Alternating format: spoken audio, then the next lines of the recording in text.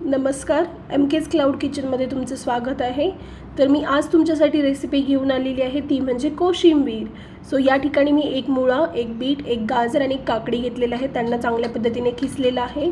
एक भांडं घेतलेलं आहे, त्याच्यामध्ये बीट, मुळा, काकडी, गाजर या सगळं ॲड केलेलं आहे. त्यांना एक व्यवस्थितपणे आपण ॲड करून घेऊन छान पद्धतीनं मिक्स करून घेऊया, जेणेकरून ते एकमेकांमध्ये मिक्स होऊन जातील. आपल्याला कुठल्याही एकाच ह्याची चव नाही लागणार आणि सगळं एकत्रित व्यवस्थित मिक्स केल्यानंतर आपण पाहू शकतो की त्याचं टेक्स्चर पण किती छान पद्धतीने चेंज झालेलं आहे.